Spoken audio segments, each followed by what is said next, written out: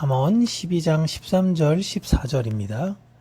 악인은 입술의 열매로 말미암아 그물에 걸려도 의인은 환난에서 벗어나느니라. 사람은 입의 열매로 말미암아 복록에 족하며 그 손이 행하는 대로 자기가 받느니라. 아멘. 13절 14절은 다시 한번 말에 대해서 강조를 하고 있습니다. 특히 13절에는 말 자체가 가진 위험에 대해서 이야기하고 있는가 하면 14절은 13절에 이어져서 그 말에 대한 결과에 대해서 이야기를 하고 있죠. 우리가 이제 잠언을 읽다 보면 유독 말에 대해서 조심해라 라는 이야기가 많이 나오는데, 말을 잘 못하는 사람들은 악인으로 지칭되는 이야기가 많이 등장합니다. 그러니 말을 잘 못하면 악인인가 라는 생각이 들 수 있죠. 근데 사람은 누구나 다 말에 실수를 합니다. 특별히 말을 재밌게 하려는 사람들과 친교적인 사람들에게 있어서는 이런 실수가 더 두드러지기도 해요.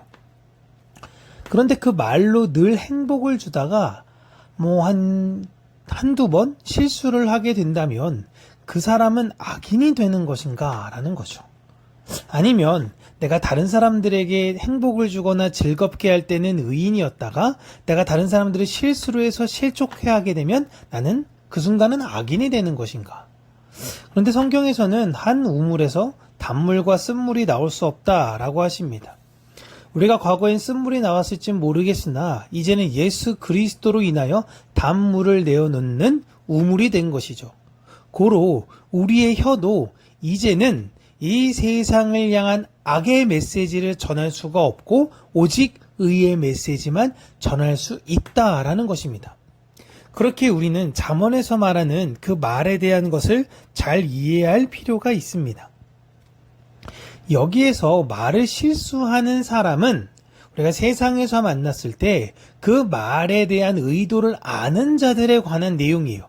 그러니까 내가 이 말을 함으로 다른 사람에게 상처를 준다라는 걸 주변 사람들한테 여러 번 들었던 사람들, 그럼에도 불구하고 그 말의 태도와 그 말의 내용을 바꾸지 않는 사람들을 이야기합니다.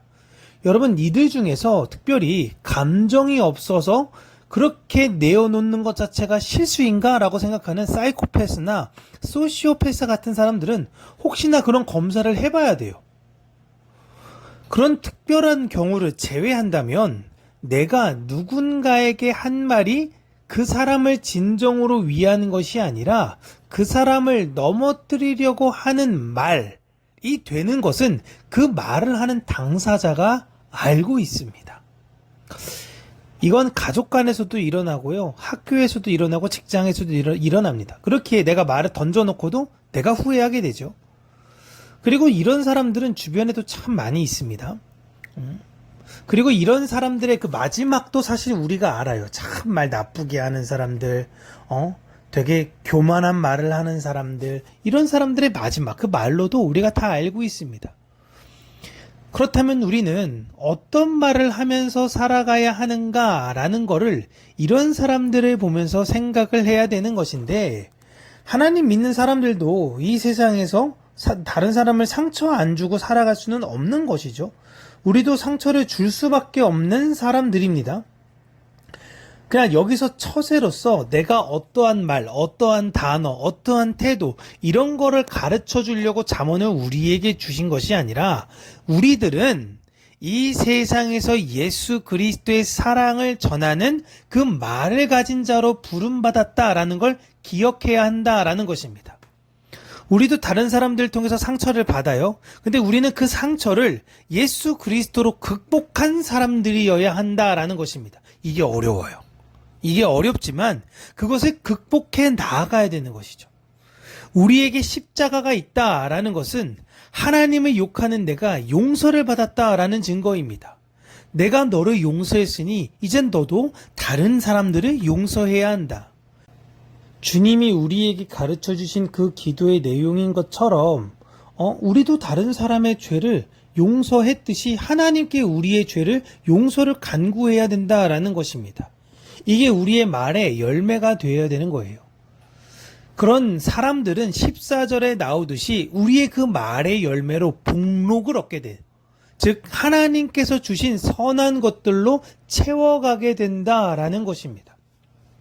내가 하나님을 향하여 다른 이들을 향한 긍휼을 구하고 다른 사람을 향한 용서를 구할 때 하나님께서는 반드시 우리 안에 선한 것들로 채워주시겠다라고 약속을 하셨습니다.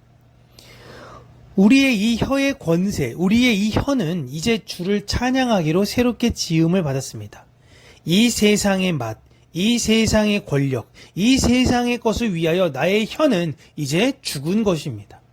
과거에 우리의 혀는 죄악을 추구하고 죄악을 바라보며 그것을 칭송했던 혀였다면 이제는 이 혀로 하나님을 찬양하고 그분의 뜻을 고백하는 아름다운 열매로 다른 이들에게 복록을 저하는 우리 모든 성도님들이 되시기를 주님의 이름으로 축복합니다.